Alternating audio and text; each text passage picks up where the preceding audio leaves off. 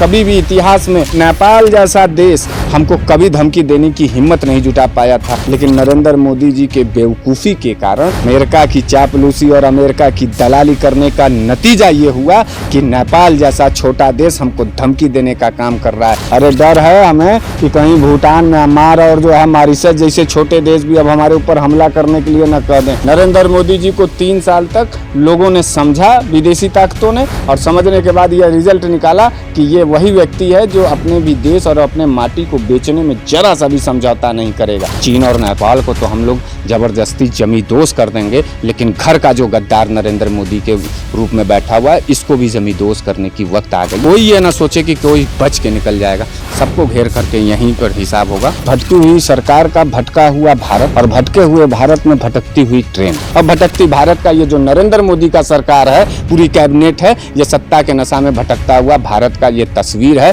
आप इसको देखिए और समझिए कि किस भारत में हम पैदा हुए थे और कौन से भारत में आज आकर के यहाँ खड़े हैं। हर लोग अपने अपने नशे में। नशेड़ियों का ये सरकार है, पूरी तरीके से नफरतबाजों का ये सरकार है। भारत अब दरिद्रता के कगार पर है और मोदी सरकार इसको बेच करके जो है अपनी झोली भर करके झोला उठा के जाने की तैयारी में। लाइव टीवी, सच सबसे आगे। कुछ लोग मेरे साथ हैं जो श्रमिक ट्रेनों चलाया गया था और मजदूरों को अपने घर पहुंचा था, वो कहीं और पहुंच गया। भटकी हुई सरकार का भटका हुआ भारत और भटके हुए भारत में भटकती हुई ट्रेन, ये पूरा लॉजिक है। आप समझ जाइए कि भारतीय जनता पार्टी अपनी जो राष्ट्र के प्रति जो समर्पित भावना हुआ करती थी सरकारों का, वो पूरी तरीके से वो भटक चुके हैं। वो पूरी तरीके से सारे सिस्टम, सारे नीतियों पर जो है अपना जो उनका प्रहार था, वो प्रहार जो है वो सफल हुआ और वो हम लोग डिवाइडेड हो गए, कहीं जातिवाद में, कभी क्षेत्रवाद में, कभी धर्मवाद में, और विकास के सारे पहिया रुके। और जब आप महामारी के समय में आप देख रहे हैं कि जिस तरीके से जो है कि पूरे देश में पहले तो जो है मजदूरों और श्रमिकों को घर नहीं पहुंचाया गया, जब वो लोग पैदल निकलने की बारी आई तो फिर सरकार जो है उसमें किराए के मामले को लेकर के जो है तनातनी और लड़ाई झगड़ा करने पर उतारू हो गई। उसके बाद जब चला भी बहुत देर में, तो अब ट्रेन जो है, जो बिहार चलने के लिए ट्रेन थी, वो ट्रेन बिहार न जा करके उड़ीसा चली जा रही है। जो ट्रेन को जो है कि उड़ीसा जानी थी, वो भटक करके चली जा रही है मेरठ में। वो जो आप देख लीजिए ये इस तरीके का। अच्छा, इससे पहले तो कभी भी 70 साल में कभी भी कोई ट्रेन भटकता हुआ आपने देखा है?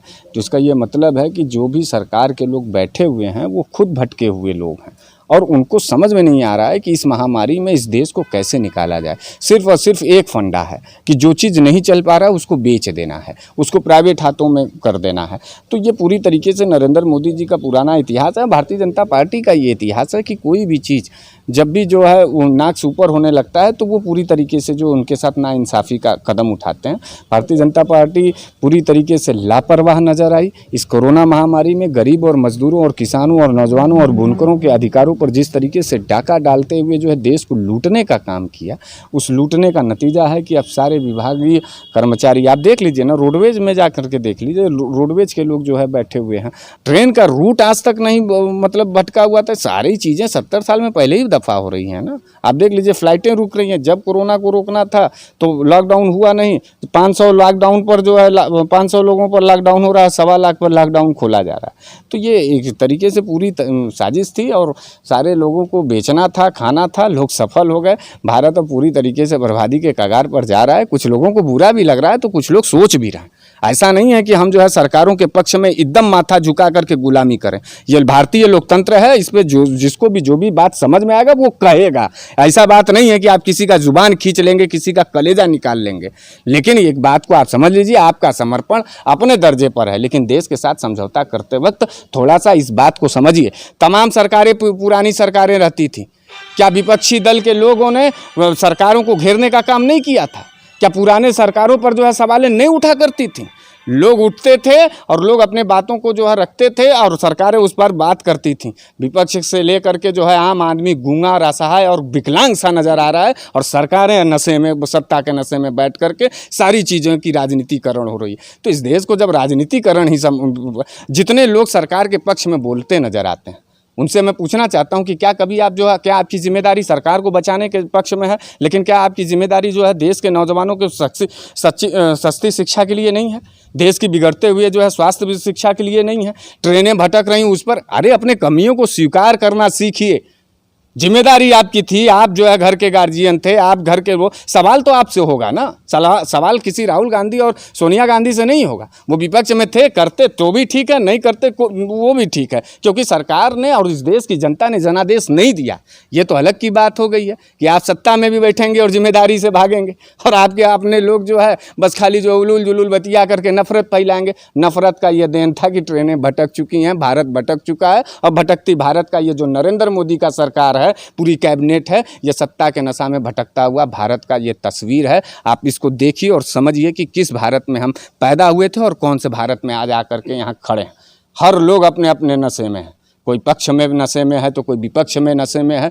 तो नशेड़ियों का ये सरकार है, पूरी तरीके से नफरतबाजों का ये सरकार है। तो ट्रेन को भी नशा हो गया होगा, वो भी किसी हिंदू और मुसलमान के चक्कर में बिहार से जाकर के उड़ीसा पहुंच गई होगी। तो ये भारतीय जनता पार्टी का जो है भटकता हुआ भारत है, और पूरी तरीके से फेल है, और पूरी तरीके से निर्मम है, पूरी तरीके से गैर जिम्मेदाराना ये हरकत है। और इस हरकत पर जो है अब कोई आएगा तो, अब बताइए वित्त मंत्री जी हैं, एक 20 लाख करोड़ का, 27 लाख करोड़ का हमारा जीडीपी जो है एक दिन के अंदर संसद में पेश हो जाता है। 20 लाख करोड़ का पैकेज जो है वो जो है 5 दिन में समझा रही हैं। एक लोग हिंदी में समझा रहे हैं, एक लोग अंग्रेजी में समझा रहे हैं, लेकिन अभी भी नीचे अब पूरा समझने के बाद ये समझ में आया कि गरीब मजदूरों और किसानों के हक में एक भी पैसा जाने वाला नहीं है।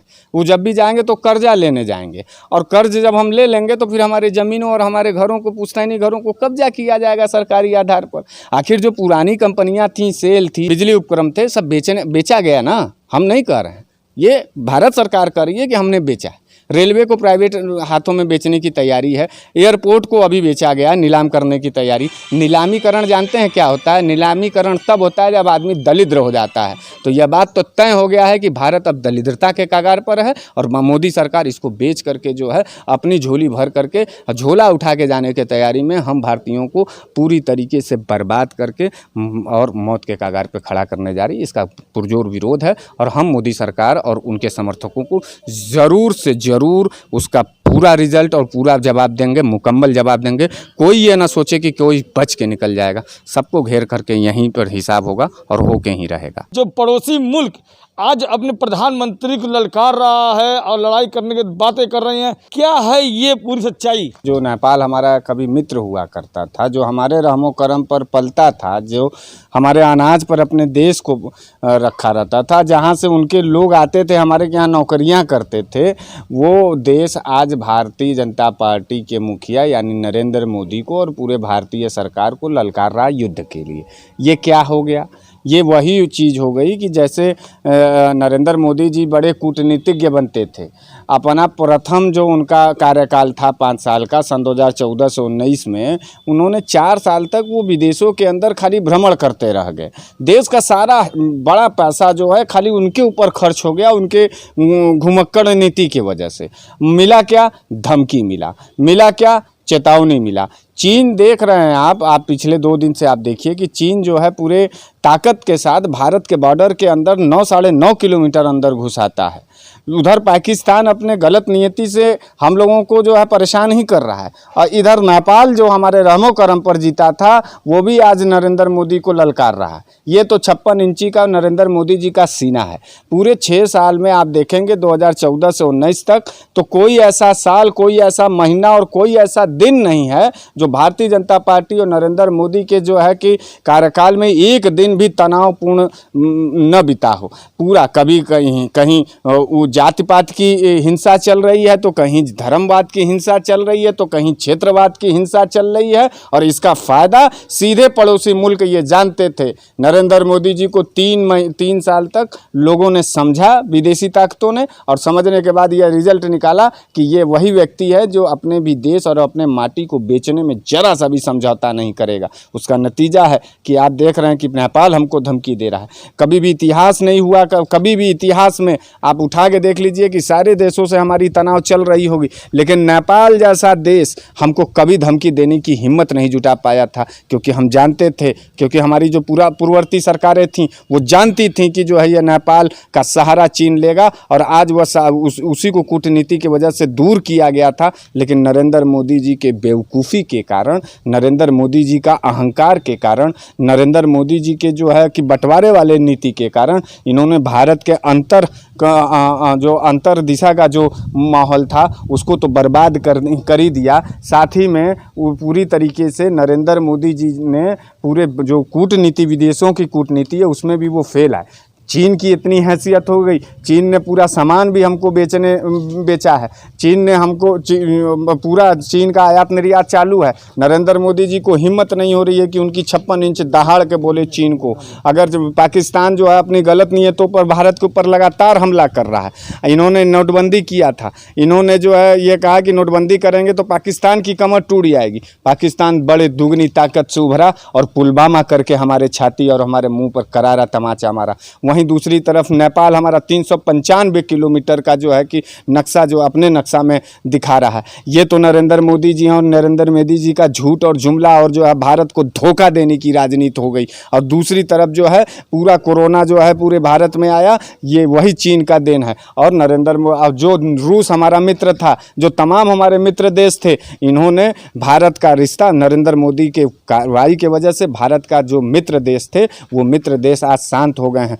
अमेरिका की चापलूसी और अमेरिका की दलाली करने का नतीजा ये हुआ कि नेपाल जैसा छोटा देश हमको धमकी देने का काम कर रहा है। और पाकिस्तान हमारे साथ बदनीयती है। हमारा जो है 15 किलोमीटर चीन के अंदर कहाँ गया नरेंद्र मोदी जी का वो भाषण कि जो है कि हम 56 इंच का सीना ललकारते हैं और पूरे विश्व में जो है भारत का डंका विश्व गुरु बनने जा रहे थे। हम भिखमंगे के कगार पर पहुंच गए। हमारी नवरत्न कंपनियां बेच दिया इन्होंने कहा था अभी आने से पहले जो है एक अपने निबंध में, इससे पहले जो निबंध में बोल रहे थे, इन्होंने कहा कि हम आपदा में अवसर खोजते हैं। मोदी जी आपने जो है कि कोरोना में जो है नवरत्न कंपनियां बेचा, एयरपोर्ट बेचा, रेलवे भटकती हुई नजर आ रही हैं, नौजवान बेरोजगारी में भटकता हुआ नजर आ रहा है, जो भी यूथ है वो हिंदू मुसलमान में लड़ाई करता नजर आ रहा है। भारत की आर्थिक स्थिति जीरो से भी नीचे चली आई है। और अब देखिए सोने पे सुहागा हो गया नरेंद्र मोदी जी का कार्यकाल का कि अब चीन और नेपाल भी धमकी दे रहा है।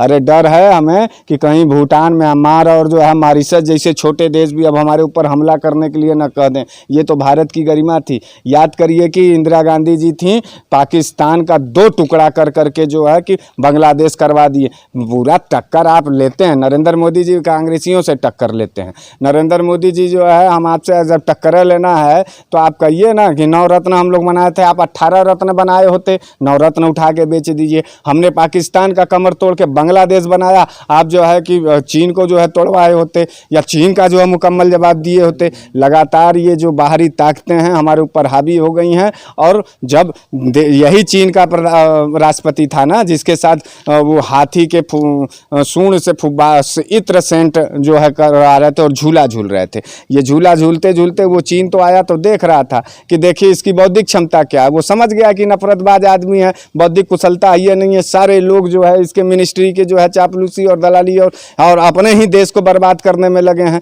तो नरेंद्र मोदी जी सन 2014 से पहले जो बुलंदी का भारत था उसको खींच के जमीन पर लाया 19 में और 20 में। अब देखिए तमाम मित्र देश जो थे वो हमला करने की धमकी दे रहे हैं, अब जमींदोज करने की तैयारी। तो एक पैर होता है, एक राजनेता का जो है कि कूटनीति होता है। मनमोहन सिंह तो नहीं बोलते थे इनके की तरह, लेकिन पूरा बताइए सन 2014 से लेकर 14 के बीच में चीन को क्या हिम्मत नहीं था कि वो भारत के ऊपर जो है हमला कर देता। रूस हमारे साथ मित्र देश था, अमेरिका को हम लोगों ने घुटना टेकाया था। आज अमेरिका के यहाँ जा करके जो है मोदी जी जो हाथ पैर जोड़ रहे हैं और अब नेपाल जो है, अमेरिका तो नीति में सफल हो गया और नेपाल का धमकी दिलवाना, चीन का अंदर आ जाना, पाकिस्तान का चारों तरफ से भारत इसमें घिरा हुआ है। एक तरफ कोरोना का महामारी और आर्थिक मंदी और जाति पाति क्षेत्रवाद और धर्मवाद की लड़ाई में जहां फंसा के रखा है नरेंद्र मोदी ने, ये एकदम पूरी तरीके से असफलता है। और नरेंद्र मोदी जी कलंक साबित हुए इस भारत देश के लिए और इस भारतीय राजनीति के लिए, जहां हमारा सम्मान हुआ करता था, जहां हम पूरे वर्ल्ड के अंदर जो अपनी ताकत रखते थे आर्थिक और आर्थिक स्थिति में, रक्षा क्षेत्र में, वहां पूरी तरीके से हम लोगों को बदनाम और बेकार कर दिया गया और भारत को चुनौती दिया जा रहा है। अब तो भारत के देश के लोग जो है ये निर्णय लेंगे कि इस देश की गरिमा को बचाने के लिए लोग कहां से कहां तक जो है लड़ाई लड़ेंगे। और मामला ये है कि नरेंद्र मोदी जी बहुत बड़े कलंक है और इस कलंक का जो है माथे पर जो ये कलंक लगा है नरेंद्र मोदी जी का हम लोगों के भारतीयों पर, ये कभी 50 साल तक मिटेगा नहीं। और फिर से देशवासियों को एकजुट होकर के इस भारत देश की अस्मिता और अपने माटी के लिए लड़ाई लड़ना होगा। चीन और नेपाल को तो हम लोग ज़बरदस्ती जमींदोज़ कर देंगे, लेकिन घर का जो गद्दार नरेंद्र मोदी के रूप में बैठा हुआ है, इसको भी जमींदोज़ करने की वक्त आ गई है और इस पर सभी लोग एकजुट हैं। जय हिंद, जय भारत। 2014 में प्रधानमंत्री नरेंद्र मोदी जब चुनाव लड़े थे और प्रधानमंत्री बने थे, तो यह नेपाल भी गए थे।